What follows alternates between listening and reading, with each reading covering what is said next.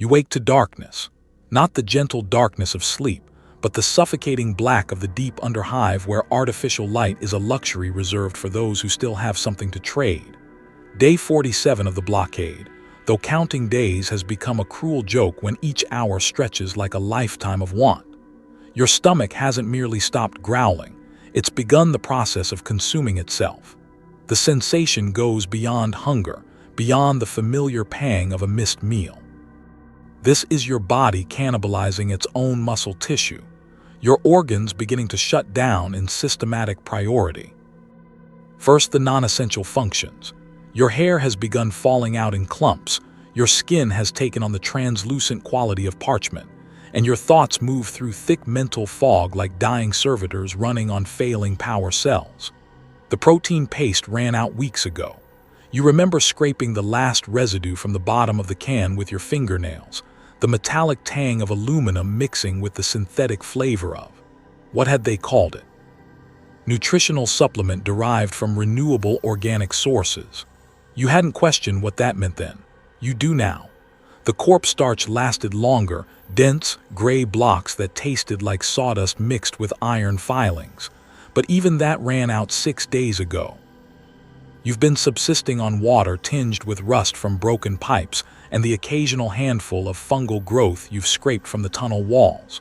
The fungus burns your throat and sends your vision swimming, but it's something to put in your mouth, something to trick your body into believing sustenance might still exist in this forgotten corner of the Imperium. Even the rats have fled deeper into the darkness. Smart creatures, rats. They sensed what was coming before you did. All that remains are their gnawed bones, which you've already boiled twice to extract whatever collagen might linger in the yellowed marrow. The water tasted like death, but you drank it anyway. Sound fades to silence, broken only by labored breathing. But now in your shaking hands, you hold something different. Something that was recently someone. The weight surprises you, heavier than you expected but not heavy enough. An arm, severed cleanly at the shoulder, probably by the same chainsword that took its owner's life 3 days ago when the Goliath gangers swept through this sector. You found it wedged behind a fallen support beam, partially hidden beneath debris. The gangers missed it in their haste to strip anything valuable from the corpses. You know this arm belonged to someone with a name. Someone who had dreams, perhaps of seeing the upper hive, of breathing recycled air that didn't taste of decay, of finding work in one of the manufacturing plants where the overseers only beat you twice a week instead of daily. Those dreams died along with their dreamer when the gangers came through, adding another notch to the escalating war over water rights and Corpse-Starch distribution routes. The flesh is pale, almost gray in the dim light of your failing luminator. Muscle fibers are visible where the chainsword's teeth tore through, and you can see the complex architecture of human anatomy. Tendons like cables, bones like industrial supports, skin like the synthetic leather used for equipment covers. It's remarkable how engineered we appear, how much like the machines that surround us in this industrial hell. Pause. Let the implications settle. This isn't a story about monsters. The demons of chaos, the Xenos' threats, the heretics who worship dark gods, those are monsters. This is about you. This is about the moment when the most fundamental human taboo becomes a question of simple mathematics. Do you die with your humanity intact, or do you live to see another sunrise in this lightless place? You've heard the stories, whispered in the deepest reaches of the Underhive where even the Adeptus Arbites fear to tread. Stories of what starvation can drive people to do. You told yourself you were different. You told yourself you'd find another way, that the Emperor protects, that faith would sustain you where food could not. But faith, you're discovering, has a caloric value of exactly 0. The smell reaches you first, not the putrid stench of decay you might expect, but something else. Something that makes your mouth water despite every moral instinct screaming in revulsion. Your body recognizes what your mind refuses to acknowledge. This is protein. This is fat. This is sustenance in its most basic form, stripped of social convention and moral framework. Your saliva glands, dormant for days, suddenly activate. The metallic taste of desperation floods your mouth, mixing with something else, something that tastes remarkably like anticipation. Your stomach, hollowed and aching, clenches with what you tell yourself is revulsion but recognize, in the deepest honesty you've ever confronted, as hunger.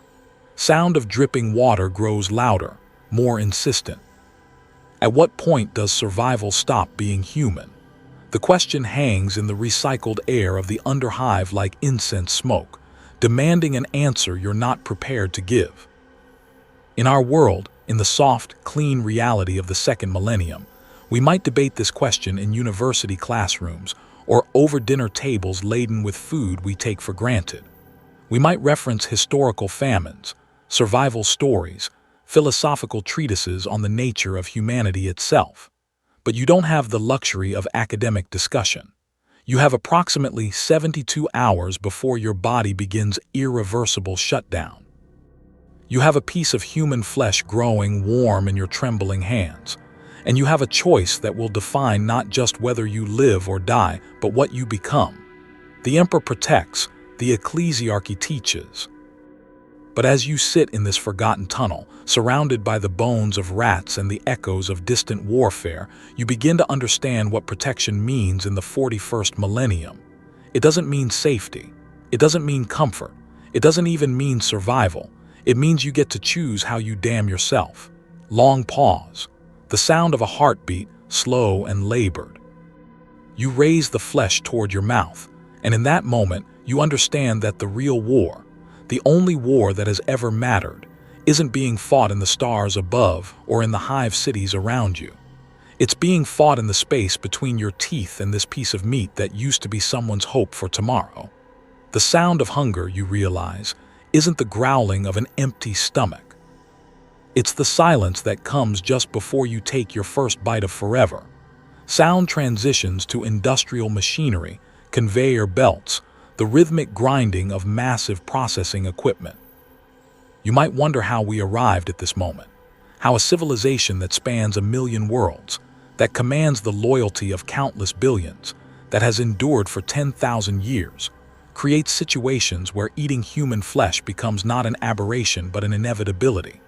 The answer lies not in the cruelty of enemies or the whims of uncaring gods, but in the cold mathematics of imperial efficiency. Let's follow a single delivery of Corpse-Starch from production to your plate, shall we?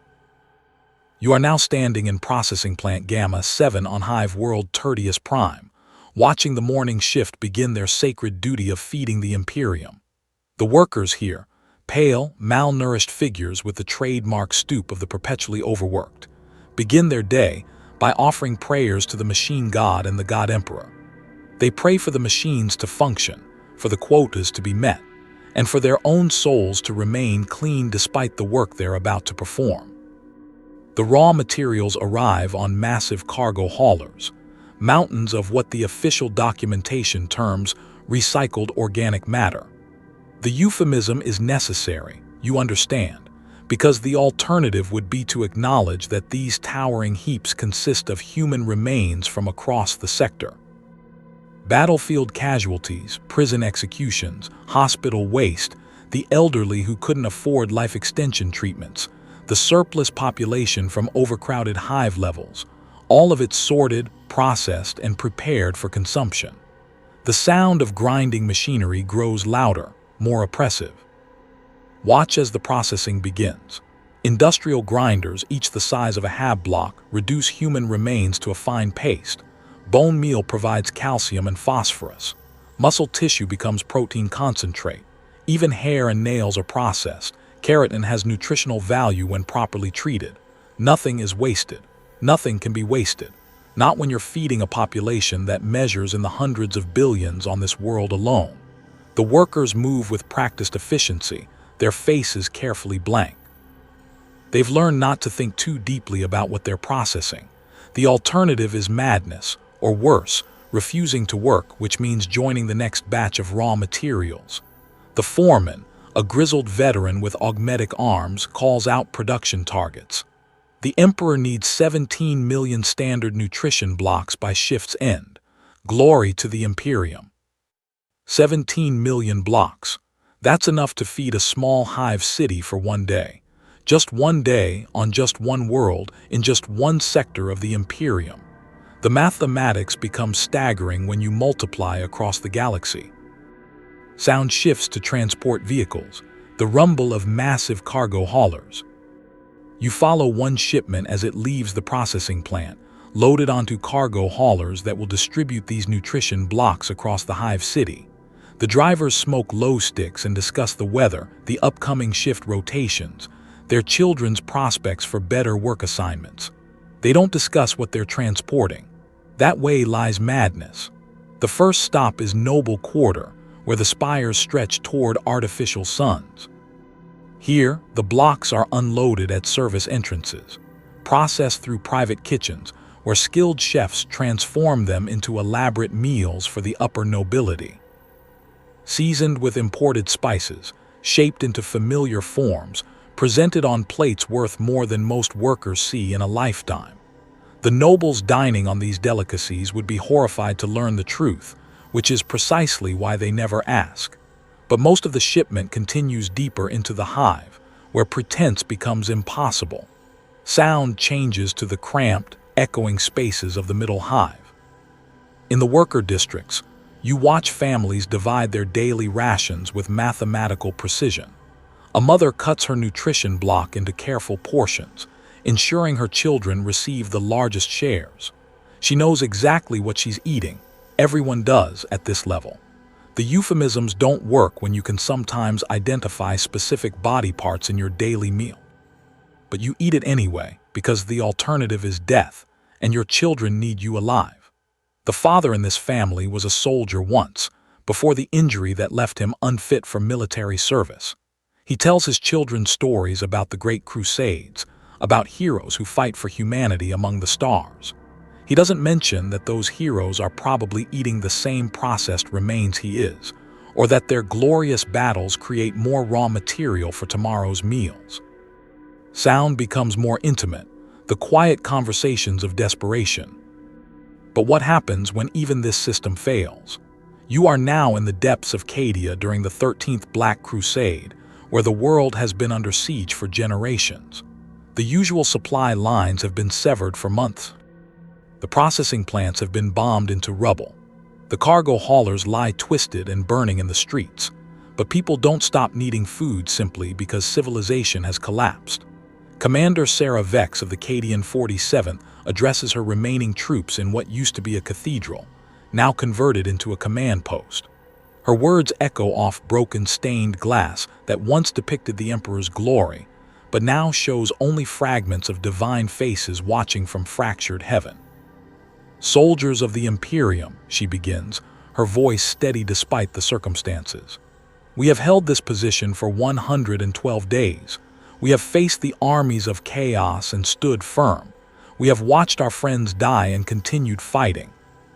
But now we face an enemy that cannot be shot, cannot be bayoneted, cannot be defeated through courage alone." The enemy she speaks of is hunger, not the mild discomfort of a delayed meal, but the systematic breakdown of human physiology that comes with prolonged starvation. Her soldiers, what remains of them, show the telltale signs. Sunken cheeks, hollow eyes, the tremor in their hands that comes not from fear but from muscles consuming themselves for fuel. "The Emperor protects," she continues, and you can hear the strain in her voice, the effort required to maintain faith when faith seems like a luxury no one can afford. "But he also demands that we protect ourselves and each other by any means necessary." Long pause. The weight of implication settling. The means necessary in this case involves the systematic processing of their own fallen comrades, not from cruelty, not from madness, but from the simple mathematical reality that dead soldiers provide protein while living soldiers require it. This is how the Imperium creates cannibals, not through moral corruption or alien influence, but through the basic arithmetic of survival in a universe where there are always more mouths to feed than food to fill them. Sound shifts to the sterile environment of a penal colony. On the prison world of Savler, You witness the deliberate application of starvation as a tool of control. Warden, a thin man whose augmetic eye gleams in the artificial light, explains the system to new guards with the matter-of-fact tone of someone discussing crop rotation. Hunger, he says, is the most effective form of discipline, more reliable than beatings, more economical than executions, and infinitely more versatile in its applications. A hungry prisoner thinks only of food. They don't think of escape, rebellion, or resistance. They think of their next meal and what they might do to earn it. The food on Savler is deliberately insufficient, calculated to keep prisoners functional but never satisfied. The protein content is exactly enough to prevent complete muscle wastage. The caloric value is precisely calibrated to maintain basic brain function while ensuring constant, gnawing hunger. But sometimes, prisoners find ways to supplement their rations. Sound of footsteps echoing in prison corridors. In cell block Tertius, you observe the informal economy that develops around hunger. Information is traded for food scraps. Sexual favors are exchanged for protein bars. Violence is employed to redistribute the already inadequate rations. And when those methods prove insufficient, prisoners turn to the ultimate taboo. The guards know. They've always known. The missing prisoners officially died of complications from malnutrition or industrial accidents or conflicts with other inmates. The paperwork is filled out correctly, the death certificates are properly stamped, and the protein content of the prison food mysteriously increases for several days following each death. This is systematic. This is deliberate. This is the Imperium creating the exact conditions necessary to transform human beings into creatures willing to consume each other. Sound builds to industrial crescendo, then suddenly cuts to silence. But here's the revelation that will haunt your dreams. This system doesn't represent the failure of imperial civilization. It represents its greatest success. You see, the Imperium doesn't accidentally create these conditions. The starvation, the desperation, the impossible choices, these aren't bugs in the system. They're features. Because a population that's fighting each other for scraps of meat isn't fighting the system that created their hunger in the first place. And that corpse-starch you've been eating your entire life. That recycled organic matter that forms the foundation of imperial nutrition across 1,000,000 worlds. You've been consuming human flesh since the day you were born. Every meal, every snack, every sustaining bite that kept you alive long enough to develop moral objections to cannibalism, all of it derived from human remains. The only difference between you and the desperate soul in the Underhive contemplating that severed arm is that your cannibalism has been industrialized, sanitized, and packaged with the seal of imperial approval. Single heartbeat, amplified and echoing. In the grim darkness of the far future, there is no such thing as innocent hunger. There is only the question of whether you'll acknowledge what you're already eating or continue the comfortable lie that lets you sleep at night. The architecture of desperation isn't built from stone and steel. It's built from the accumulated weight of small compromises, tiny moral concessions, and the gradual redefinition of what it means to remain human in a universe that rewards anything but humanity. And now that you understand the system, now that you see how it works and why it exists, you're faced with the same choice everyone eventually faces in the 41st millennium: participate or become part of the raw materials. Sergeant Marcus Vale of the 47th Krieg Engineers has held this position for 312 days. You know this because he's been counting, scratching marks into the rockcrete wall of his command bunker with the edge of his bayonet. Each mark represents 24 hours of holding the line against an enemy that never tires, never retreats, and never shows mercy. But today, day 312, Marcus faces an enemy his training never prepared him for. Sound of stomach growling, unnaturally loud in the relative quiet. You watch through his eyes as he surveys what remains of his squad. 12 men started this deployment. Now, 3 emaciated figures huddle around a makeshift stove, burning pieces of wooden crating in a desperate attempt to warm what passes for their evening meal. rainwater mixed with powdered stems and the last crumbs of compressed rations that expired weeks ago. Private Keller, barely 18 when the siege began, now looks like a walking corpse. His flak armor hangs loose on his wasted frame, and when he speaks, his voice carries the tremor of a man whose body is consuming itself to stay alive. "Sergeant," he whispers, I can't feel my legs anymore." Specialist Harn, the squad's demolitions expert, hasn't spoken in 3 days. He sits staring at nothing, occasionally moving his mouth as if chewing, though there's nothing to chew. The human mind, when sufficiently starved, begins to hallucinate food. Marcus has started experiencing these phantom meals himself, elaborate feasts that feel so real he can taste the seasoning, only to awaken to the reality of gnawing emptiness.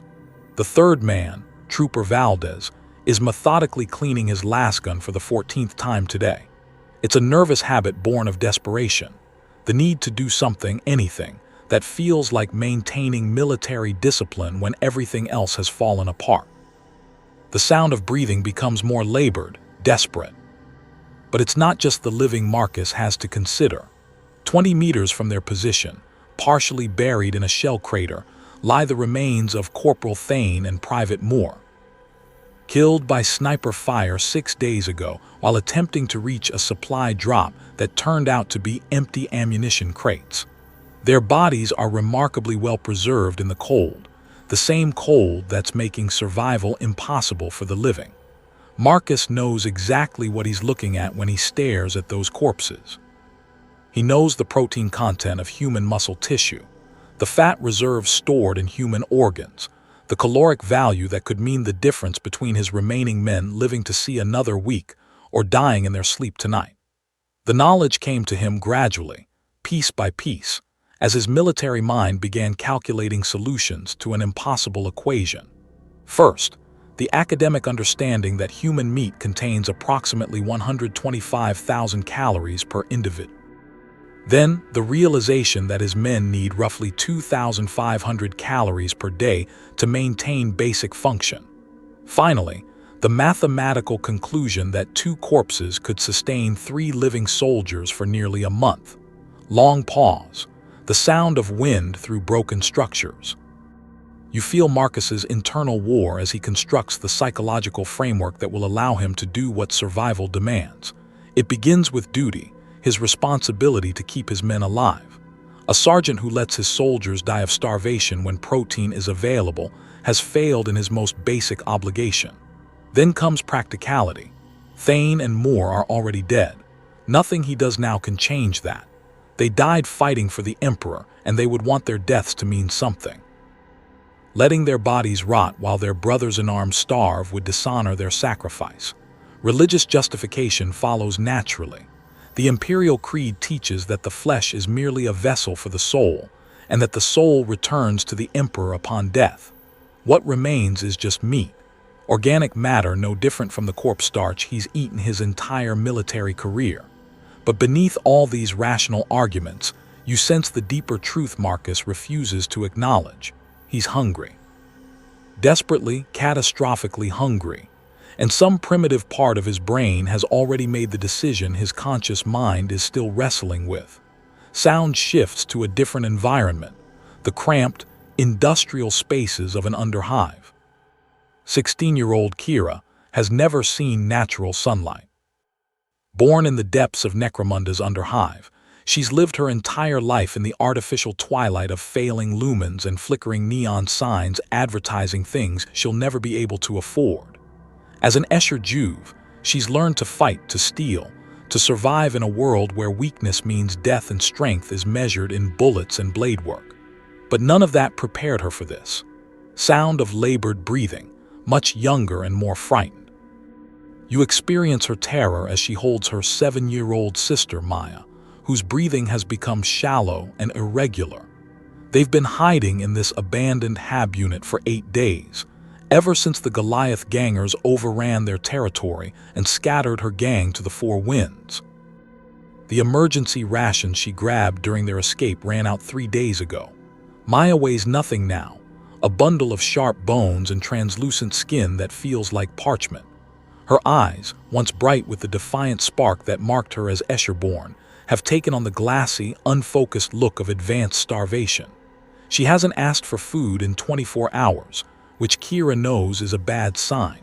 When children stop begging for food, it means their bodies are beginning to shut down. The sound of distant footsteps, threatening and rhythmic.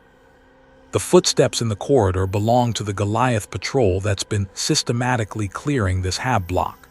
Kira knows what they do to Escher prisoners, especially young ones. She knows what they do to children who might grow up to be enemies. Death would be a mercy compared to what waits for them if they're discovered. But 3 meters away, wedged behind a fallen support beam, lies the corpse of an old man who died during the gang war's opening assault. Shot in the head, clean death, body relatively intact. The same mathematical certainty that torments Marcus begins to work its way through Kira's teenage mind. Maya needs protein. Maya needs calories. Maya needs to live, because she's the only family Kira has left, the only thing in this hellish world worth protecting. And protection in the Underhive means making impossible choices that people in the Upper Hive never have to contemplate. The breathing grows more ragged, punctuated by quiet sobs. You feel Kira's hands shaking as she retrieves her combat knife, a ceremonial Escher blade passed down from her mother, who died fighting Orlocks over water rights 2 years ago. The knife is sacred, blessed by the clan's priests, inscribed with prayers to the Emperor and promises of vengeance against enemies.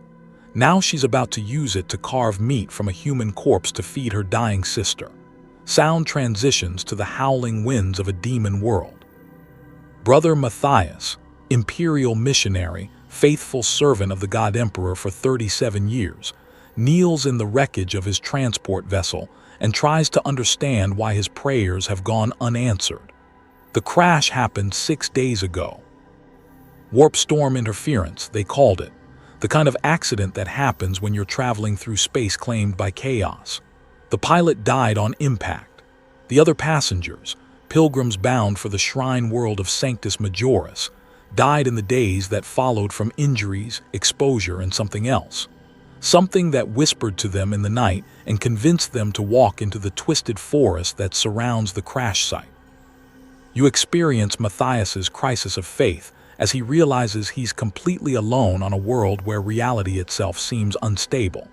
The trees here grow in impossible geometries, their bark pulsing with veins that look disturbingly similar to human circulatory systems. The sky shifts color without warning, cycling through shades that have no names in Imperial Gothic. And the whispers that started on the 3rd day and have grown progressively louder. The sound of whispers just at the edge of perception, in languages that shouldn't exist. Matthias's faith has always been his strength. Through 37 years of missionary work in the sector's most dangerous regions, he's maintained absolute conviction in the Emperor's protection. He's witnessed miracles, seen dying children healed by prayer, watched Imperial Guard regiments rally from certain defeat through the power of faith alone. But faith, he's discovering, provides no calories. Prayer produces no protein. And the Emperor's light, which once seemed so bright and constant, appears strangely dim on this demon-touched world where the laws of nature bend to accommodate impossible hungers. The whispers grow slightly louder, more insistent. The body he's looking at belonged to Sister Agatha, a fellow missionary who died yesterday from infected wounds sustained in the crash. She was 73 years old, a lifetime servant of the ecclesiarchy who spent her final hours reciting prayers and blessing the other survivors before they walked into the forest to answer whatever was calling them. In life, Sister Agatha represented everything Matthias aspired to be: unwavering faith, selfless service, absolute dedication to the Imperial creed. In death, she represents approximately 40,000 calories of protein and fat that could keep him alive long enough to what? Find rescue, escape this demon world, or simply postpone the inevitable while something in the forest grows stronger with each passing hour. You feel the exact moment when each of these 3 individuals crosses the threshold from human to something else. It's not dramatic. There's no thunderclap, no demonic laughter, no visible transformation. It happens quietly in the space between heartbeats, in the pause between thoughts. For Marcus, it happens when he realizes his men are going to die anyway, if not from starvation, then in the next artillery barrage or the one after that. At least this way, their deaths will serve a purpose. At least this way, he can keep his remaining soldiers alive long enough to hold the line for a few more days. For Kira, it happens when Maya stops breathing for 15 seconds, long enough for Kira to believe her sister is dead, long enough for the universe to collapse into a single point of unbearable loss. When Maya's breath returns, shallow and weak, Kira has already made her choice. Anything. She'll do anything to keep that breath going. For Matthias, it happens when he realizes the whispers aren't coming from outside his head. They're coming from inside, from some part of his soul that's been steadily eroding since the crash. The part that's calculating calories and protein content and survival odds with the same methodical precision he once used to plan missionary schedules. All sounds fade except for the sound of chewing, slow, deliberate, unavoidable. The texture is the first shock. Human flesh is tougher than expected, more resistant to teeth than the processed foods they've eaten their entire lives. It requires real effort to chew, and the sound echoes strangely in their heads, a wet, grinding noise that they'll hear in their dreams for whatever time remains to them. The taste comes second, not the putrid flavor of decay they expected, but something else, something that their bodies recognize on a level deeper than consciousness. Something that makes their salivary glands activate, and their stomach acids increase production despite every rational thought screaming that this is wrong. But the worst part, the part that will haunt them forever, is the moment when disgust transforms into hunger, when the primitive survival mechanisms in their brains override moral conditioning and evaluate what they're eating purely in terms of nutritional value, when they realize they're not just eating to survive, they're eating because it tastes good. The chewing stops. Silence stretches, heavy with implication. Marcus will tell himself he did it for his men. Kira will convince herself she did it for Maya. Matthias will claim he did it to survive long enough to spread the Emperor's word to other worlds. But in the deepest honesty they'll ever confront, in the moments just before sleep when the lies we tell ourselves become impossible to maintain, they'll remember this truth.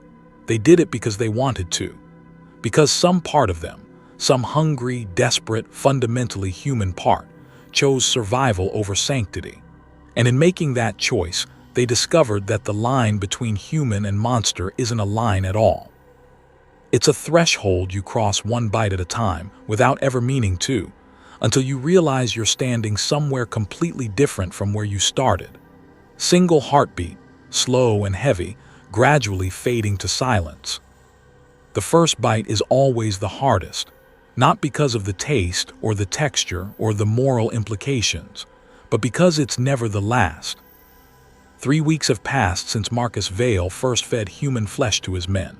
3 weeks since Kira carved meat from a corpse to save her sister.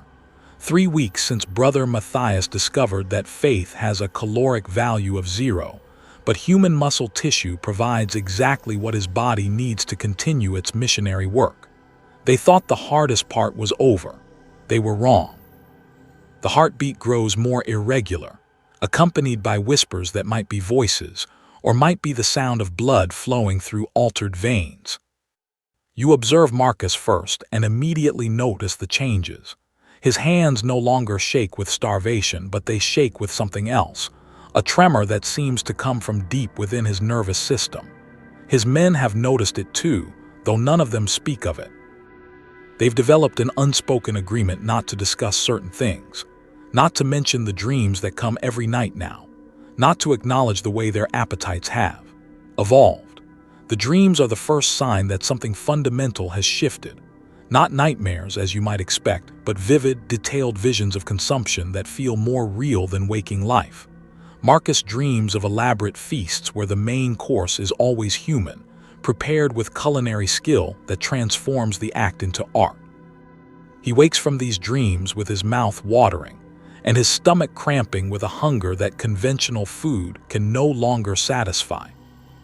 Sound shifts to include an underlying current of something that might be psychic static. In the Warhammer 40,000 universe, souls are not metaphorical concepts. They are measurable, manipulable forms of energy that exist in the parallel dimension known as the warp. And when you consume human flesh, you don't just ingest protein and fat. You consume fragments of psychic energy, traces of consciousness, echoes of the consumed soul that become integrated into your own spiritual matrix.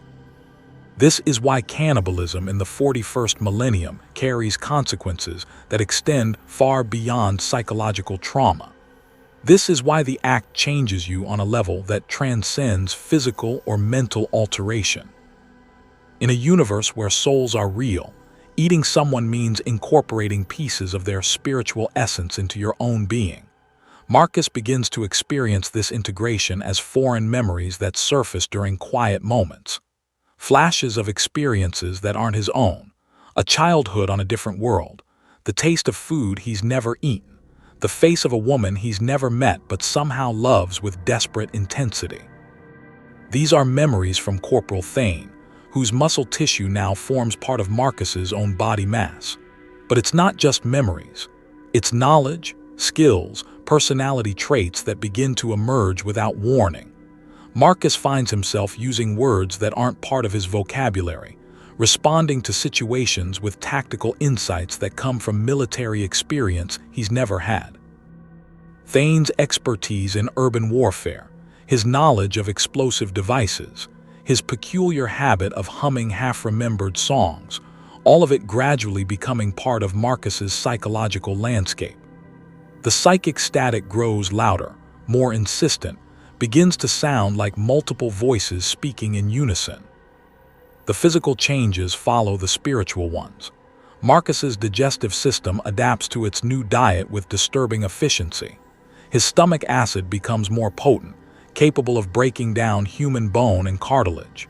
His teeth grow slightly sharper, better suited to tearing flesh. His sense of smell becomes more acute, able to detect the difference between healthy and diseased meat from considerable distances. These aren't mutations in the traditional sense, not the gross physical distortions associated with chaos corruption. These are optimizations, evolutionary adaptations that make him more efficient at his new form of sustenance.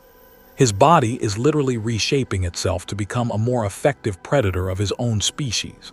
Sound transitions to the industrial background of the Underhive, but with something predatory underneath. Kira's transformation follows a different pattern, but the end result is equally disturbing. As an Escher ganger, she was already accustomed to violence, already comfortable with the idea that survival requires the willingness to hurt others. But cannibalism has refined her understanding of violence into something approaching artistry. She no longer sees other humans as potential threats or allies. She sees them as potential meals, evaluating their nutritional value with the same casual assessment she once reserved for weapons and ammunition. That old man walking slowly because of his injured leg. Probably tough, stringy meat, but his liver might be healthy. The young woman arguing with vendors in the market. Good muscle tone, likely well-fed, excellent protein content. Sound of footsteps, predatory and patient. Maya survived, which Kira tells herself justifies everything that followed. But Maya has changed too, and not just from recovering from near starvation. Children, it turns out, adapt to new realities with terrifying flexibility. Maya has learned to identify which people would make good food and which would be too risky to hunt. She plays games that involve planning imaginary meals from imaginary victims. She draws pictures of family dinners where the main course has human faces. This is how cannibalism becomes hereditary, not through genetics, but through learned behavior. Maya will grow up thinking this is normal, natural, the way things are supposed to be. She'll teach her own children that humans are just another form of livestock. The moral taboo that took humanity thousands of years to develop can be erased in a single generation. The predatory footsteps stop. Silence, broken only by labored breathing. But the most disturbing changes occur in the realm of empathy and human connection. Kira finds herself incapable of forming emotional bonds with anyone except Maya. Other people have become objects to her, mobile sources of protein that sometimes make interesting sounds before they stop moving. She can simulate normal social interaction when necessary, but the underlying capacity for human empathy has been systematically eroded by the act of consuming human consciousness. The technical term for this is spiritual contamination, the gradual replacement of your own soul energy with fragments from consumed victims. Each meal adds more foreign consciousness to your spiritual matrix, until the original personality becomes increasingly diluted.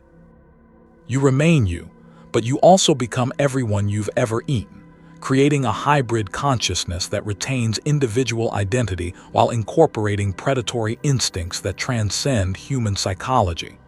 Sound shifts to the twisted winds of a demon world, but now they carry voices, whispers of the consumed.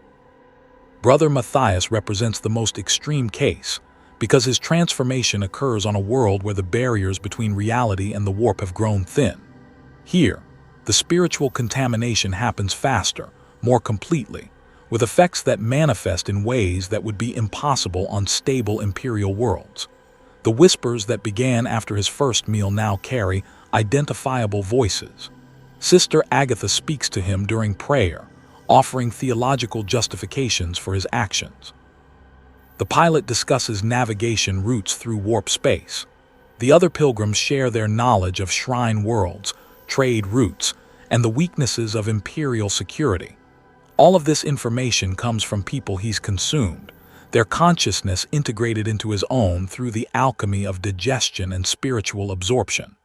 The whispers become clearer, more organized, as if multiple personalities are learning to speak in harmony.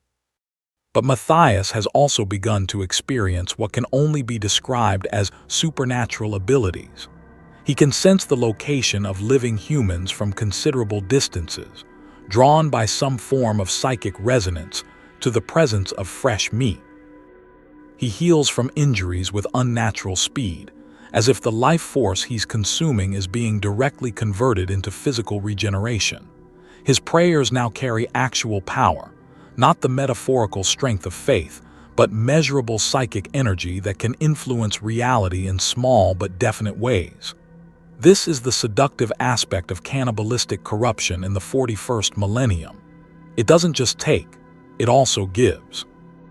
Enhanced physical capabilities, supernatural knowledge, psychic abilities that make survival easier and more likely. The price is your humanity, but the compensation is power that transcends human limitations. Sound builds to include multiple heartbeats, breathing patterns, vocal rhythms, as if multiple people are sharing the same body. The addiction element cannot be understated. Human flesh becomes not just preferable to other food sources, but actively necessary for proper biological function. Marcus discovers that conventional rations now taste like ash and provide insufficient nutrition, even when consumed in large quantities. His body has adapted so completely to its new diet that attempting to return to normal food triggers withdrawal symptoms, nausea, violent headaches, muscle cramps that feel like his skeleton is trying to escape his flesh. Kira experiences similar dependency, but with a psychological component that's even more disturbing. The act of hunting and consuming human prey has become emotionally necessary for her mental stability. When she goes too long without killing and eating someone, she becomes irritable, paranoid, unable to concentrate on anything except the growing need to feed. It's not just physical hunger, it's spiritual starvation, a craving for the psychic energy that can only be obtained through cannibalistic consumption. The multiple heartbeats begin to synchronize, creating a rhythm that sounds almost like chanting. Matthias represents the final stage of this progression. He no longer thinks of himself as human in any meaningful sense. The accumulated consciousness of his victims has created a hybrid entity that retains his memories and basic personality while incorporating predatory instincts, supernatural abilities, and a worldview that places human beings in the same category as livestock. When he looks at other humans now, he doesn't see individuals with hopes, dreams, fears, and aspirations. He sees walking meals, mobile protein sources that sometimes provide useful information before they're processed for consumption. The empathy, compassion, and moral framework that once defined his missionary work have been systematically replaced by predatory calculation and supernatural hunger. All sounds fade except for a single voice, somehow familiar but fundamentally altered. The most terrifying aspect of this transformation is that none of them recognize what they've become. Marcus still thinks of himself as a loyal Imperial sergeant protecting his men. Kira still believes she's a devoted sister taking care of family. Matthias continues to see himself as a faithful missionary spreading the Emperor's word. The cannibalistic corruption doesn't announce itself with dramatic reveals or obvious signs of damnation. It integrates so smoothly into existing identity and motivation that the victims genuinely believe they're still the same people they always were. They've simply become more practical, more efficient, more willing to do what survival requires. But when they look in mirrors, when they catch glimpses of their own reflections in broken glass or standing water, they sometimes see something looking back that doesn't quite match their internal self-image. Something with eyes that have learned to evaluate the nutritional value of human flesh. Something with teeth that have adapted to tearing through skin and muscle. Something with souls that have been mixed and diluted with the consciousness of their victims until the original personality has become just one voice in a choir of the consumed. Silence. Then, quietly, the sound of chewing, methodical and eternal. In the grim darkness of the far future, damnation doesn't arrive with thunderclaps and declarations. It comes quietly, one bite at a time, until you realize you've become something that was never supposed to exist in the Emperor's plan for humanity. And the worst part is how good it feels to finally stop pretending you were ever anything else. You enter the settlement of Haven's End through what was once the main gate of an imperial shrine town. The architecture still bears religious iconography, eagles clutching lightning bolts, skulls wreathed in holy fire, inscriptions in high Gothic praising the God Emperor's eternal vigil. But the symbols have been modified. The eagle's beaks now drip with carved blood. The skulls show elongated teeth. The holy inscriptions have been altered with additional words that transform prayers into recipes. Haven's End has been isolated from imperial authority for 3 generations, ever since the warp storms that cut off this system from regular astropathic communication. What began as a standard agricultural colony has evolved into something that would horrify even the most hardened inquisitor. If any inquisitor could find this place, buried in the darkness between star systems where imperial influence has never been strong. The marketplace sounds become clearer, and you realize the goods being discussed are cuts of meat, valued by source and quality.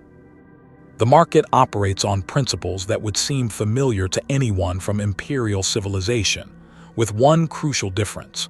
The primary commodity is human flesh, and the secondary currency is living human beings.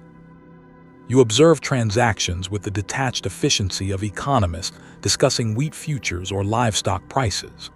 Fresh batch from the outer settlements, announces trader Corvus, a man whose augmetic arms have been modified with specialized cutting tools that would make a flesh terror space marine nod with approval. Good muscle tone, ages ranging from 20 to 45 standard Terran years. The females are particularly well fed, been eating the grain stores instead of rationing properly. The customers examine his wares with the practiced eye of connoisseurs. Mother Julian, the settlement's primary food preparer, lifts an arm to test the firmness of the muscle tissue. This one's been doing manual labor, she observes. Tough but flavorful, good for slow cooking. And this younger one, see how the fat is distributed, perfect for rendering. Sound of chains, movement of cargo, the logistics of human livestock management. The social hierarchy in Haven's End is based entirely on your relationship to consumption. At the top are the harvesters, former Imperial Guard veterans who specialize in acquiring new stock from raids on neighboring settlements. They possess the military training necessary to capture humans alive and relatively undamaged, which requires considerably more skill than simple murder. Below them are the preparers, who handle the processing and preservation of meat.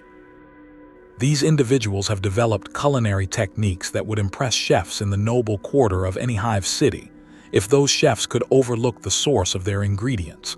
They know which organs provide the best nutrition, how to age muscle tissue for optimal tenderness, which spices can mask the taste of decay when preservation isn't perfect. The breeders occupy a middle tier, individuals whose job is to maintain the settlement's renewable protein source. They manage the breeding population with the same scientific precision that agricultural worlds use for livestock management. Genetic diversity is carefully maintained. Nutrition is optimized to produce the highest quality meat. Breeding schedules are calculated to ensure consistent supply throughout the seasonal cycles. Sound of children playing, but their games involve disturbing themes and objectives. At the bottom of the hierarchy are the meat, humans who exist solely as a food source, kept alive until needed for consumption. But even within this category, there are subdivisions. Prime meat consists of healthy adults with good genetic markers and optimal body composition. Standard meat includes older individuals or those with minor health issues. Waste meat comprises children too young for proper yield, elderly individuals with poor nutritional value, and anyone whose behavior makes them unsuitable for long-term livestock management. But the most disturbing aspect of Haven's End isn't the hierarchy itself. It's how naturally children born into this system accept it as normal reality. You observe a group of youngsters playing what they call Harvest Day, a game that involves capturing imaginary victims and discussing the best methods for processing them. Their laughter is genuine, their enthusiasm authentic. They've never known a world where humans aren't food, so they see nothing strange about planning their future careers in human livestock management. The children's laughter fades, replaced by more intimate sounds, family dinners, domestic conversations. Marriage and family relationships in Haven's End have adapted to accommodate their dietary requirements in ways that illustrate humanity's infinite capacity for psychological adaptation. Romantic partnerships are often based on complementary skills in human hunting and processing. Parents teach their children to identify quality, meat the same way imperial citizens might teach crop evaluation or machinery maintenance. Family dinners involve discussions that would seem familiar to any imperial household. How was your day? What problems did you encounter at work? What are your plans for tomorrow? The only difference is that the main course once had hopes, dreams, and a name, and everyone at the table knows this, but has learned to treat it as unremarkable as discussing the weather. Sound shifts to intimate conversations, family planning discussions. We should probably start thinking about expanding our breeding stock, says Marcus Thorne to his wife Elena over what was once human liver, prepared with herbs grown in the settlement's garden. The Korvachki family has been producing good yield, but we need genetic diversity if we want to maintain meat quality long-term. Elena nods thoughtfully while cutting precise portions for their 2 children. What about trading with New Prosperity?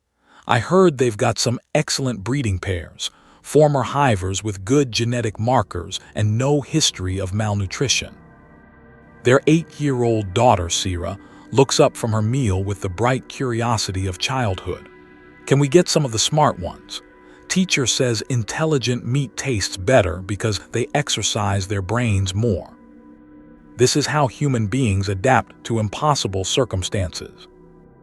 Not through dramatic transformation or obvious corruption, but through the gradual normalization of horror, until it becomes indistinguishable from ordinary life.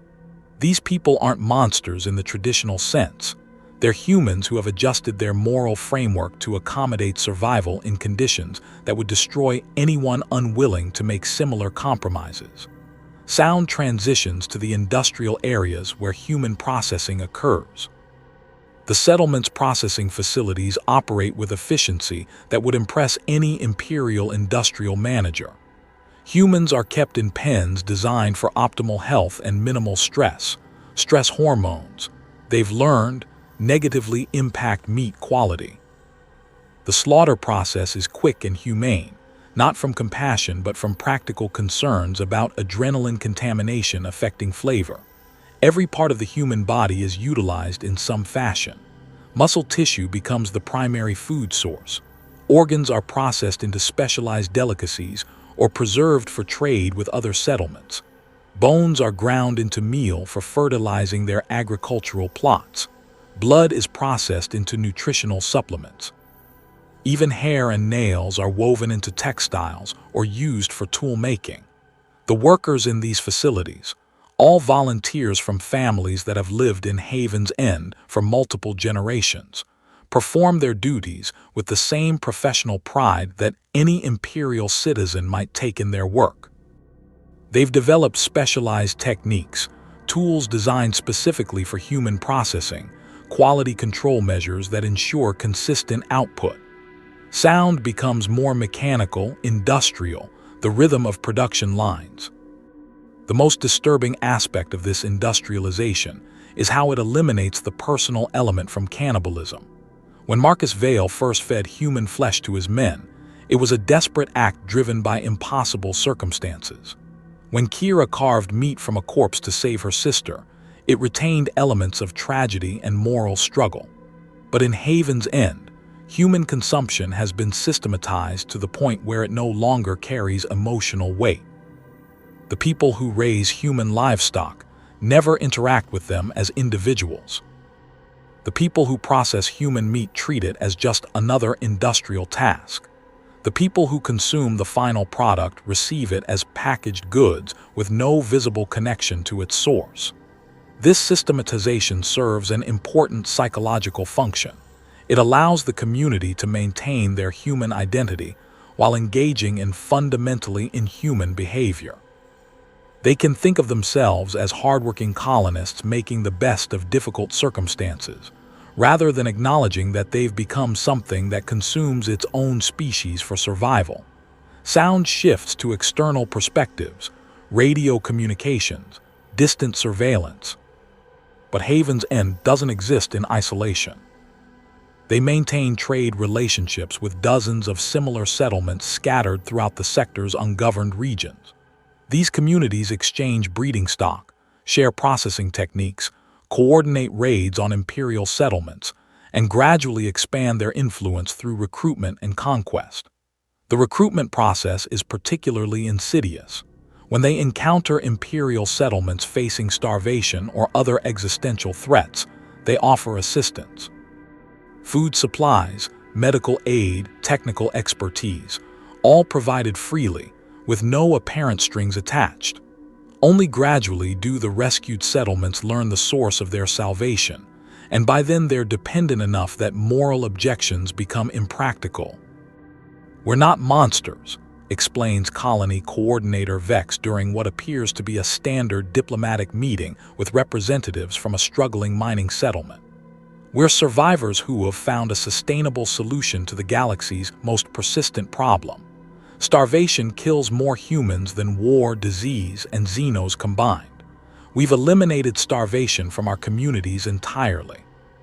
Sound of agreement, negotiations, the gradual corruption of good intentions. The mining settlement's representatives listen with the desperate attention of people facing impossible choices. Their mining equipment has failed. Their supply ships haven't arrived in 8 months. Their population is slowly dying of malnutrition and industrial accidents they lack the resources to prevent. Haven's End offers immediate solutions: replacement equipment, medical supplies, food shipments that will sustain the settlement while they establish more permanent solutions. The only requirement is accepting Haven's End as a trading partner and cultural advisor. Within 2 years, the mining settlement will be raising human livestock in their abandoned mine shafts. Within 5 years, their children will be playing Harvest Day games and discussing breeding genetics over family dinners. Within 10 years, the settlement will be sending out their own recruitment expeditions to help other struggling imperial colonies. Sound builds to include multiple settlements, trade routes, expanding networks of consumption. This is how cannibalistic civilization spreads, not through conquest or obvious corruption, but through practical solutions to real problems. Starvation is eliminated. Resource management becomes sustainable. Population control happens naturally. Quality of life improves for everyone except the humans being consumed, and they represent such a small percentage of the total population that their suffering becomes statistically insignificant. The settlements develop their own culture, their own traditions, their own religious practices that sanctify consumption of human flesh as a form of communion with the Emperor's will. They create art that celebrates the hunting and processing of humans. They compose songs about the joy of sharing meals derived from successful raids. They develop literature that explores the philosophical implications of consuming consciousness along with calories. Sound of celebration, festivals, the joy of communities that have solved their fundamental survival challenges. But perhaps the most terrifying aspect of the Society of Teeth is how successful it proves to be. These settlements are more stable than equivalent imperial colonies. Their populations are better fed, healthier, more cohesive. They don't suffer from the resource shortages, social unrest, or administrative corruption that plague standard imperial settlements. In purely practical terms, they've created a superior form of human civilization, more efficient resource utilization, better population management, stronger community bonds, higher overall quality of life for the majority of their citizens. The only price is acknowledging that humans are not inherently more valuable than any other form of livestock, a philosophical adjustment that proves surprisingly easy to make when survival is at stake. All sound fades except for the quiet contentment of well-fed families sharing evening meals. In the grim darkness of the far future, there is only war. But some communities have discovered that if you're willing to redefine what constitutes victory, war becomes much more manageable. And if you're willing to redefine what constitutes humanity, peace becomes not only possible but sustainable. The question that remains is whether peace purchased at such a price is worth celebrating, or whether the celebration itself proves that the price was higher than anyone realized. Silence, broken only by the sound of satisfied digestion and children's laughter. You stand in what was once the Cathedral of St. Macarius on the world of Benediction Prime, observing a religious service that the ecclesiarchy would classify as the most heinous heresy imaginable.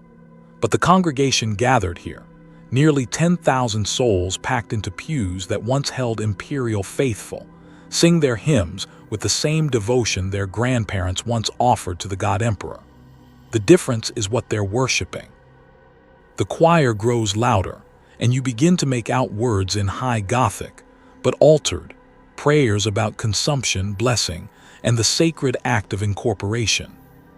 At the altar, where an imperial aquila once spread its wings in eternal vigilance, stands a figure that was once human. The Saint of Flesh, as her followers call her, appears to be a middle-aged woman of unremarkable features, dressed in robes that shimmer with an oily iridescence. But when she moves, her shadow on the cathedral wall suggests something far larger, far more complex than her physical form should produce. Beloved children of consumption, she speaks, and her voice reaches every corner of the cathedral without amplification, resonating in frequencies that make your bones vibrate sympathetically. We gather today to celebrate the great feast, the eternal communion that binds us all in sacred hunger. Sound of the congregation responding in unison, their voices creating harmonics that seem to bend reality. The Saint of Flesh represents the ultimate evolution of cannibalistic practice in the Warhammer 40,000 universe, the point where consumption transcends mere survival and becomes a pathway to transcendence. She has consumed not just flesh, but souls, not just individual humans, but entire populations. The psychic energy she's absorbed has transformed her into something that exists simultaneously in physical reality and the warp, a hybrid entity that serves as a conduit between human desire and supernatural fulfillment. Her congregation understands this. They've come here not for salvation in the traditional sense, but for incorporation, the promise that by offering themselves to her appetite, they'll achieve a form of immortality through becoming part of something greater than their individual existence. Sound of footsteps approaching the altar, voluntary and eager. You watch as members of the congregation approach the altar for what they call the sacred consumption. These aren't unwilling victims or desperate survivors. They're volunteers, faithful adherents who believe that being consumed by their saint will grant them eternal life within her expanding consciousness. Families attend together, children barely old enough to walk guided by parents who smile with genuine joy at the prospect of their offspring being devoured. Brother Marcus, the saint addresses a man who approaches with his wife and teenage daughter. You have served our community faithfully for 7 years. Your dedication to the breeding programs has provided sustenance for hundreds of our faithful. How do you wish to contribute to our eternal feast? Marcus, not the same Marcus Vale we encountered earlier, but the name seems to carry forward like an echo through the corrupted history of human civilization, bows deeply before responding. Holy Saint, my family offers ourselves for incorporation. We wish to become part of your divine essence, to experience the eternal communion of consciousness that you have achieved. The sound of blessed consumption, not the desperate tearing of survival cannibalism, but something that resembles a religious ceremony. The saint's consumption is unlike anything we've witnessed in previous sections. When she feeds, it's not just physical, it's spiritual, psychological, metaphysical. The consciousness of those she consumes doesn't simply dissipate. It becomes integrated into her expanding awareness, adding their memories, experiences, and essential identity to her ever-growing psychological matrix. Marcus and his family don't die when she consumes them. They become part of her, their individual awareness preserved within her consciousness like books in a library. They can still think, still experience emotion, still communicate with each other through the network of minds that comprises her internal landscape. Death, as they understand it, has been eliminated. They've achieved immortality through consumption. The choir voices multiply, as if the recently consumed are adding their voices to the hymns. But the true horror, or miracle, depending on your perspective, is that this process appears to work exactly as advertised. The Saint of Flesh has created a form of life after death that provides everything traditional religion promises: eternal existence, communion with the divine, reunion with deceased loved ones, and purpose that transcends individual mortality. The catch, of course, is that this immortality exists within the digestive system of something that was once human, but has become a walking ecosystem of consumed consciousness. The thousands of minds within her awareness exist in a state of eternal hunger, constantly craving the addition of new consciousness to their collective experience. They've become a hive mind dedicated to the expansion of their own numbers through the conversion of individual humans into components of their collective awareness. Sound shifts to include whispers, conversations between minds that share the same body. You listen to the internal dialogue within the Saint of Flesh, the conversations between the consumed souls that comprise her consciousness. They discuss theology, philosophy, the nature of existence and transcendence, but all their conversations eventually return to the same central theme: identifying new candidates for incorporation and planning the expansion of their faith to other worlds. The mining settlement on Korvac VII would be perfect for conversion. suggests the voice of a former Imperial naval officer who was incorporated 3 months ago. They're facing resource shortages and population pressure. A few cargo ships of processed food, some technical assistance with their excavation equipment, and they'll be receptive to our message. Another voice, a former ecclesiarchy priest who chose incorporation over traditional death when diagnosed with terminal illness, adds his perspective. The theological framework is already in place. The Imperial Creed speaks of the Emperor's sacrifice for humanity. We simply extend that concept, eternal life through voluntary sacrifice to serve a greater purpose. The conversations multiply, layer upon layer of incorporated consciousness, planning the expansion of their faith. This represents the most seductive aspect of cannibalistic corruption in the 41st millennium. It's not just about survival anymore. It's not even about the pleasure of consumption or the power that comes from absorbing human consciousness. It's about offering a solution to humanity's greatest fear, death itself. The Saint of Flesh and her congregation have eliminated mortality. They've created a sustainable form of existence that provides genuine immortality, authentic spiritual transcendence, and meaningful community engagement. They've solved the fundamental problems that traditional religion can only address through faith and hope. The price, surrendering individual physical existence to become part of a collective consciousness, dedicated to consuming other humans, seems reasonable when compared to the alternative of simple biological death followed by uncertain spiritual afterlife. Sound expands to include distant voices, other worlds, the spread of this faith across multiple star systems. The faith spreads through the same mechanisms we observed in previous sections, but with religious motivation that makes conversion far more appealing than simple survival necessity. Missionaries travel to imperial worlds facing existential threats, disease, starvation, war, resource depletion, and offer immediate solutions backed by demonstrations of miraculous power. The Saint of Flesh can heal terminal illnesses by consuming the diseased portions of patients and replacing them with healthy tissue from her own body. She can provide food by processing volunteers into nutrition that feeds entire populations.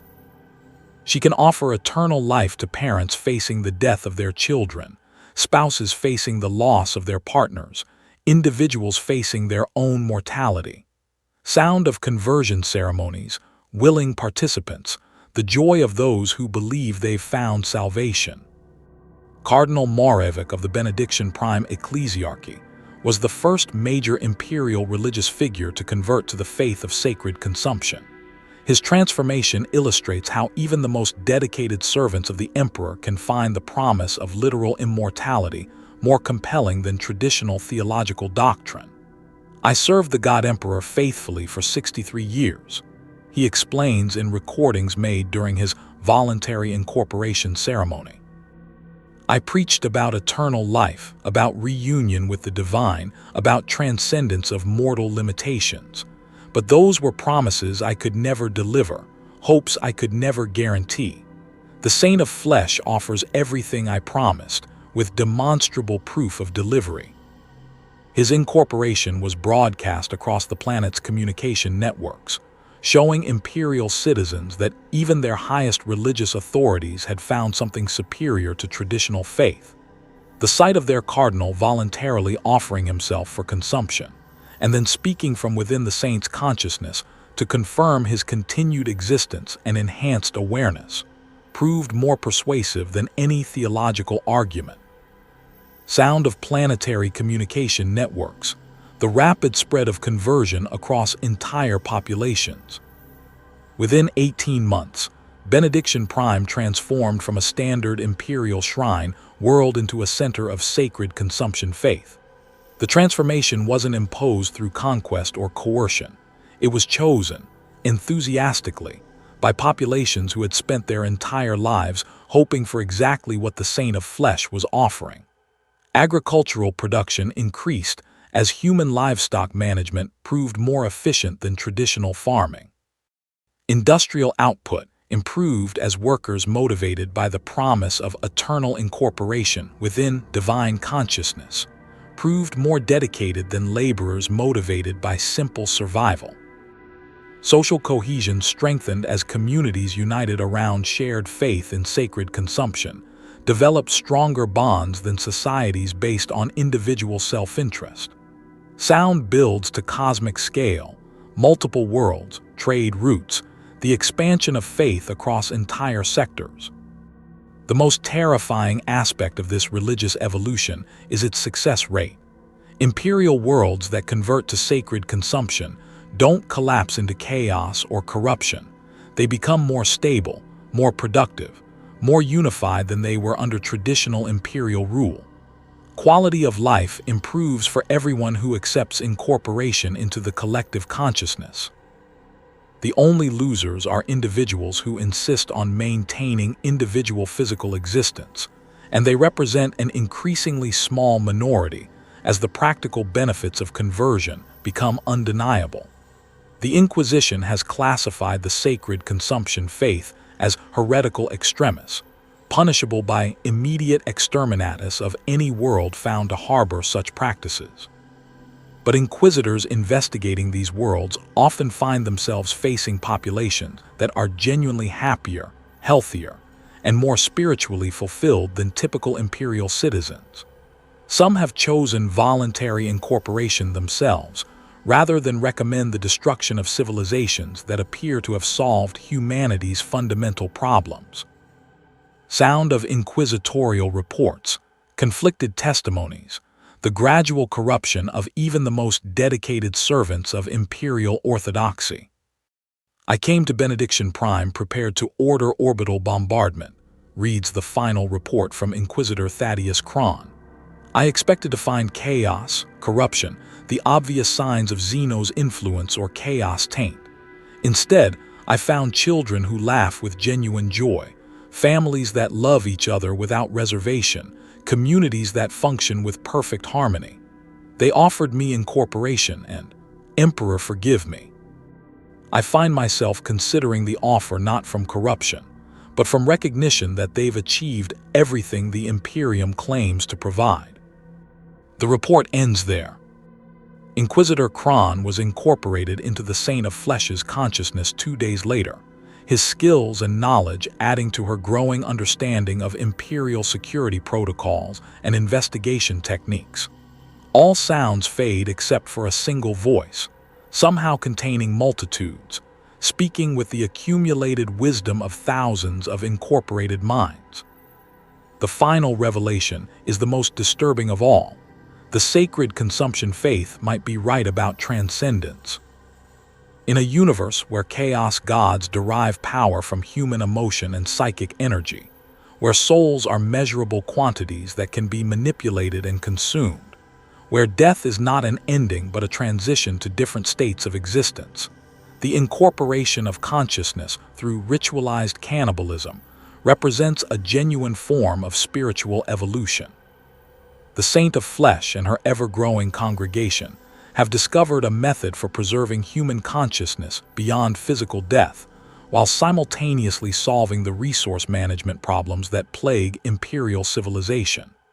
They've eliminated starvation, reduced conflict, created sustainable population growth, and provided genuine immortality for anyone willing to accept incorporation. The only question is whether humanity, as traditionally defined, is worth preserving if the alternative offers everything humanity has ever wanted while requiring only the sacrifice of individual physical existence. Silence, profound and complete, as if the universe itself is waiting for an answer.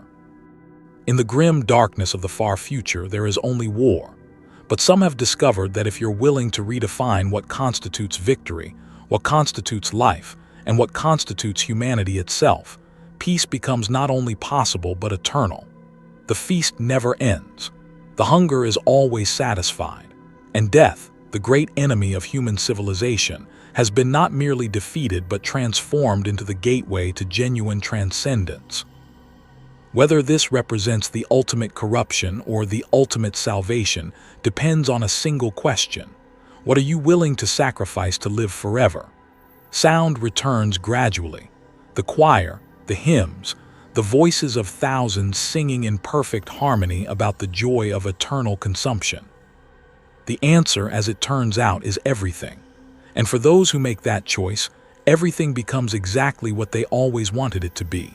Forever. We began this journey in the darkness of an Underhive, watching a desperate soul hold human flesh and struggle with the weight of an impossible choice. We've followed that choice through all its implications, all its consequences, all its terrible logic. We've seen how survival becomes predation, how predation becomes culture, how culture becomes religion, and how religion becomes transcendence. Now, in this final moment of reflection, we must ask the question that haunts every step of this journey. What, if anything, remains human when humanity itself becomes the enemy of survival? Sound of a single heartbeat, slow and steady, the rhythm of someone who has reached the end of a long road. You find yourself back in that Underhive tunnel, 47 days into the blockade, holding that piece of human flesh. But now, you understand everything that led to this moment and everything that will follow. The mathematics of imperial resource management, the systematic creation of desperation, the biological and spiritual consequences of consumption, the social structures that emerge from normalized cannibalism, the religious frameworks that transform necessity into transcendence. The flesh in your hands hasn't changed. It's still the severed arm of someone who had dreams, hopes, a name that died with them 3 days ago. But your understanding of what this moment means has been fundamentally altered by everything we've witnessed together. The heartbeat continues, joined by quiet breathing, the sound of someone preparing to make the most important decision of their existence. Let's examine the alternatives, shall we? You could refuse. You could maintain your moral purity, your human dignity, your adherence to the taboos that separate civilization from barbarism. You could die with your humanity intact, secure in the knowledge that you never crossed the line that distinguishes human from monster. But what does that accomplish, really? Your death won't prevent anyone else from facing the same choice. Your sacrifice won't reform the imperial system that creates these situations. Your moral stand won't feed the other desperate souls trapped in similar circumstances throughout the galaxy. Your humanity, preserved at the cost of your life, becomes nothing more than a beautiful gesture that changes nothing and helps no one. Sound of distant voices, other people in other places facing the same impossible mathematics. Or you could eat. You could cross the threshold, accept the consequences, and join the ranks of those who chose survival over sanctity. You could live to see another day, another week, another month of existence in a universe that considers existence itself a privilege earned through compromise. But we know where that path leads, don't we? We've followed it through every stage of its development. The first bite becomes the second becomes habitual, the habitual becomes necessary. Your digestive system adapts. Your psychology adjusts. Your spiritual essence incorporates fragments of consumed consciousness until you're no longer entirely yourself. Eventually, you become Marcus Vale, feeding human flesh to his soldiers and telling himself it's for their survival. Or Kira, evaluating other humans as potential meals while convincing herself she's protecting family. Or Brother Matthias, hearing whispers that promise power in exchange for appetite. Or the Saint of Flesh, offering genuine transcendence through the complete abandonment of individual physical existence. The voices grow closer, more personal, as if the people we've encountered are speaking directly to you. You think you're different, says Marcus, his voice carrying the weight of 312 days of impossible choices. You think you'll be able to stop after the first time, maintain some core of humanity that sets you apart from what I became. But hunger doesn't care about your intentions. Survival doesn't respect your moral boundaries. The universe doesn't adjust its mathematics to accommodate your ethics. Kira's voice joins his, younger but equally certain. I told myself I was doing it for Maya, for family, for love, and maybe I was at first, but love isn't what drives me now. What drives me is the knowledge that other humans taste better than any food I ever imagined. Maya survived because I learned to hunt our own species. But what survived in me isn't the sister who wanted to protect family. It's something that uses that memory to justify what it's become. The voices multiply, every person we've encountered adding their testimony. Brother Matthias speaks from whatever he became on that demon world. Faith was supposed to sustain me. The Emperor's light was supposed to provide strength when physical resources failed. But faith has no caloric value, and divine light produces no protein. The whispers I heard weren't chaos corruption. They were the sound of my own soul recognizing that survival requires abandoning everything I thought made survival worthwhile. The Saint of Flesh adds her voice, containing multitudes. We offered transcendence. We delivered immortality. We solved every problem that traditional humanity faces: death, suffering, resource scarcity, social conflict. The price was becoming something other than traditionally human. But if being human means suffering, dying, fighting over inadequate resources, and facing extinction with no hope of continuation, then perhaps humanity isn't worth preserving. That sound fades to that original heartbeat, that single person in that Underhive tunnel, holding that piece of flesh. But here's the question that cuts through all the philosophy, all the justification, all the careful logic we've constructed around these impossible choices. What would you have done? Not what you think you would have done, sitting in safety with a full stomach and no immediate threats to your survival. Not what you hope you would have done, imagining yourself as the heroic exception who finds miraculous alternatives to moral compromise. What would you have actually done, facing real starvation, real desperation, real mathematics of survival in a universe that offers no good choices? Long pause, the weight of honest self-examination. The answer for most of us is that we would have eaten. Not because we're evil, not because we're weak, not because we lack moral character, but because the alternative is death, and death serves no one. We would have told ourselves it was temporary, that we'd find another way tomorrow, that desperate circumstances require desperate measures. And we would have been right. But we would also have been wrong, because being right about immediate necessity doesn't change the long-term consequences of choices made under impossible pressure. Sound of different environments, imperial worlds where people make different choices. But not everyone chooses consumption. Throughout our journey, we've encountered references to communities that found alternatives, individuals who discovered ways to maintain their humanity despite circumstances that should have destroyed it.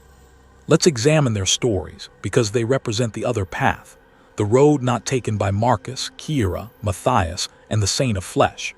On the Hive world of Mordian during the siege of Hive Tertius, Commander Elena Vasquez faced the same mathematics that broke Marcus' veil. Her soldiers were starving. Conventional food supplies had been exhausted. The corpses of fallen comrades represented available protein, but Vasquez chose a different solution. She ordered her troops to begin systematic exploration of the Hive's abandoned sections, searching for overlooked food stores, forgotten supply caches, anything that might provide alternatives to cannibalism. The search consumed time they didn't have, energy they couldn't afford to waste, and resulted in casualties from unstable structures and hostile survivors in the deep levels. Sound of exploration danger, the constant risk of choosing the harder path. 60% of her original force died during these exploration missions, but the remaining 40% discovered enough preserved food to sustain them until relief arrived. They maintained their humanity at the cost of losing more than half their comrades, a mathematical trade that could be seen as more morally catastrophic than cannibalism would have been. When asked about her decision years later, Vasquez had no simple answer. I don't know if I made the right choice. 60% of my soldiers died because I wouldn't let them eat the dead. If I'd authorized cannibalism, more of them might have survived. but they would have survived as something other than the soldiers they enlisted to be. I chose to preserve what they were rather than preserve who they were. Whether that was right or wrong isn't for me to judge.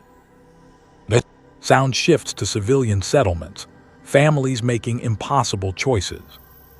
On the agricultural world of Demeter's Rest, facing crop failure and supply line disruption, the settlement of New Eden chose collective starvation over cannibalism. The community made a democratic decision. They would share their remaining food equally among all residents, including children and elderly, accepting that this meant everyone would die rather than some surviving through consuming others. The decision wasn't made from noble self-sacrifice or moral superiority. It came from practical calculation. The community leaders determined that cannibalism would destroy their social cohesion faster than starvation would kill their bodies. They chose death as a community over survival as predators. Rescue ships arrived 6 days after the last resident died. The settlement could have been saved if they'd been willing to process human remains for nutrition. Instead, the rescue team found detailed records of the community's final days, including individual messages from families explaining their choice to die rather than kill. Sound of silence, the weight of roads not taken. These alternatives exist. They're possible. People have chosen them, sometimes successfully, sometimes not. But they require sacrifices that are arguably greater than the sacrifices required by cannibalism. The willingness to accept death rather than moral compromise, the acceptance of higher casualty rates in exchange for preserved humanity, the choice to die as humans rather than live as something else. Whether these choices represent wisdom or foolishness depends entirely on how you value the concept of humanity itself. Sound returns to that Underhive tunnel, that moment of decision. So here we are, back where we started, with that piece of human flesh in trembling hands and a choice that will define everything that follows. But now we understand the full context of that choice, the complete implications of either path, the ultimate destinations toward which both roads lead. Choose cannibalism, and you begin a journey that ends with the saint of flesh, genuine transcendence achieved through the complete abandonment of traditional humanity. Choose death, and you preserve something that might be more valuable than survival, but only if you believe humanity has value beyond its own continuation. The heartbeat grows louder, more urgent, the sound of time running out. But perhaps the real horror isn't the choice itself. Perhaps the real horror is that in the grim darkness of the far future, this choice represents progress. The Imperium has created conditions where eating human flesh becomes a rational response to systematic resource management failure. The universe has evolved to the point where traditional human values, compassion, individual dignity, moral consistency, have become luxuries that most people can't afford. The cannibals we've encountered aren't evil, they're adapted. They've evolved psychological and social mechanisms that allow them to survive in conditions that would destroy anyone clinging to pre-adaptation moral frameworks. They've become what their environment requires them to become, just as life has always done throughout evolutionary history. Sound builds to include all the voices we've encountered: survivors, victims, predators, transcended beings, all speaking in unison. The question that haunts our entire journey isn't whether cannibalism is right or wrong in the context of the 41st millennium. The question is whether humanity, as traditionally defined, is compatible with survival in a universe that seems specifically designed to make human values impossible to maintain. If being human means accepting death rather than consuming other humans, then humanity is a beautiful but ultimately impractical concept that evolution will eventually eliminate. If being human means adapting to survive regardless of moral cost, then humanity is infinitely flexible, but loses any meaning that distinguishes it from simple biological persistence. All sounds fade except for breathing and heartbeat.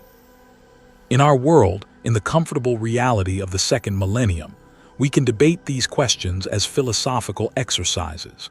We can construct ethical frameworks and moral hierarchies and value systems that provide clear guidance for hypothetical situations we'll never actually face. But you're not in our world. You're in the Underhive, day 47 of the blockade, holding human flesh, facing real starvation, dealing with actual mathematics of survival rather than theoretical moral puzzles. And the choice remains exactly what it was at the beginning: eat or die. Become something other than what you are, or cease to be anything at all. Long silence, the weight of decision. There is no correct answer. There is no path that preserves everything worth preserving. There is no solution that satisfies both survival and sanctity.